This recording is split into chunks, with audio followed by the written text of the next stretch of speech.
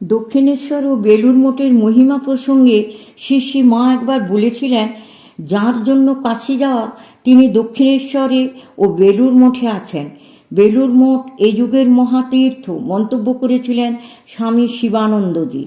একসময় বেলুড় গ্রামের গঙ্গার ধারে ছিল নেপালের রাজার কাঠের গোলা। নেপাল রাজার কলকাতায় প্রতিনিধি বিশ্বনাথ উপাধ্যায় ঠাকুর যাকে কাপ্তেন বলে ডাকতেন, একবার ঠাকুরকে এই কাঠগোলাতে এনেছিলেন।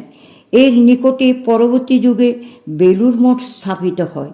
এছাড়া দক্ষিণেশ্বরে 30 বছর 1855 থেকে 1885 বাসকালে ঠাকুর বহুবার নৌকা করে কলকাতায় যাতায়াত করেছেন।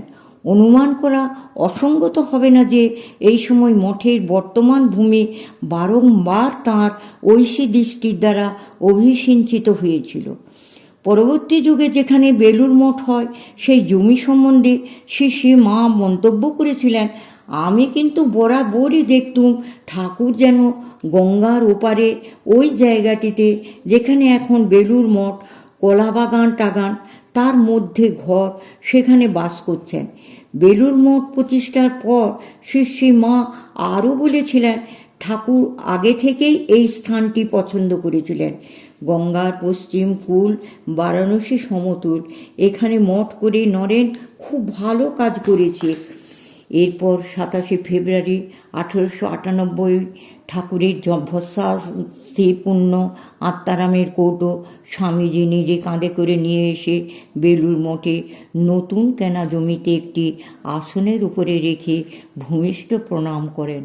মঠে আসার আগে তিনি শিষ্য শরৎচন্দ্র চক্রবর্তীকে বলেন, ঠাকুর আমায় বলেছিলেন, তুই কাঁধে করে আমায় যেখানে নিয়ে যাবি আমি সেখানেই যাব ও থাকব। সেজন্যই আমি স্বয়ং তাকে কাঁধে করে নতুন মঠ ভূমিতে নিয়ে যাচ্ছি। সেই সময় শরৎচন্দ্রকে এও বলেন, নিশ্চয়ই জানবি বহুকাল পর্যন্ত বহুজন হিতায় ঠাকুর ওই স্থানে স্থির হয়ে থাকবেন। সংঘজননী শ্রী মায়ের বেলুড় মঠের জমিতে শুভ পদার্পণ ঘটে 1898 সালের এপ্রিল মাসে। এরপর তিনি আরও কয়েকবার এসেছেন, রাত্রিবাস করেছেন, ঠাকুরের প্রতিকৃতি বসিয়ে পূজাও করেছেন। বেলুড় মঠে শ্রীরামকৃষ্ণের জীবন্ত উপস্থিতির কথা আমরা নানা সূত্রে জানতে পারি। স্বামী প্রেমানন্দজি একদিন বলছেন, আমি একখানি নতুন কাপড় ঠাকুরকে নিবেদন করে পরতে যাচ্ছি। ঠাকুর এসে আমায় বললেন, হ্যাঁ রে বাবুরাম, তুই নতুন কাপড় পরছিস আর আমার জামা যে কেটে দিয়েছে, আমায় তুই কি আর ভালোবাসিস না? তারপর ঠাকুর ঘরে গিয়ে দেখা গেল সত্যিই ঠাকুরের ছবিতে পরানো জামা ইঁদুরে কেটে দিয়েছে। স্বামী প্রেমানন্দজি ও স্বামী শিবানন্দজির স্মৃতিকথা থেকে জানা যায় যে তাঁরা দেখতেন ঠাকুর মন্দিরের বারান্দায় বা মঠ প্রাঙ্গণের এদিক ওদিকে পায়চারি করছেন। সেজন্য তারা বিশেষভাবে খেয়াল রাখতেন মঠ প্রাঙ্গণে যেন চোর কাঁটা বা ইটের টুকরো পড়ে না থাকে, যাতে শ্রী ঠাকুর স্বচ্ছন্দে সেখানে বেড়াতে পারেন। শুধু ঠাকুর নয়, তাঁর অন্তরঙ্গ পার্শ্বদরাও স্থূল শরীর ত্যাগ করার পরে বেলুড় মঠে সূক্ষ্ম শরীরে আবির্ভূত হয়েছে।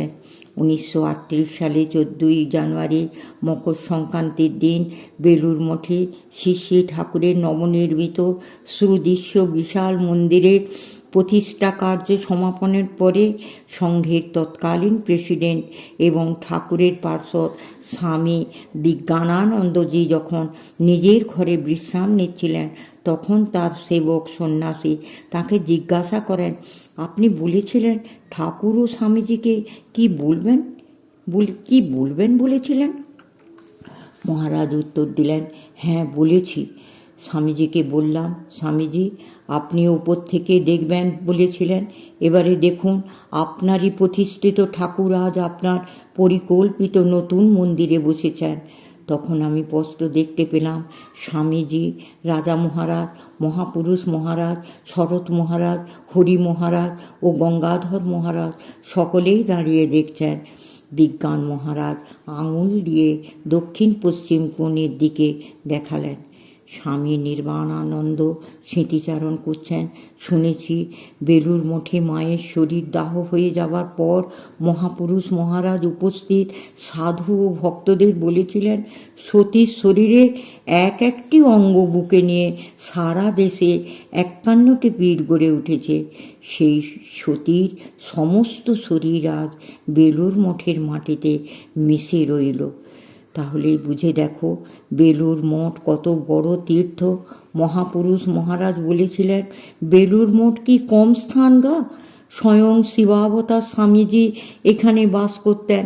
এখানেই তিনি সমাধি যোগে দেহত্যাগ করেন, কিন্তু এখনও তিনি সূক্ষ্ম দেহে এ মঠে রয়েছেন, তাকে দেখতে পাওয়া যায়।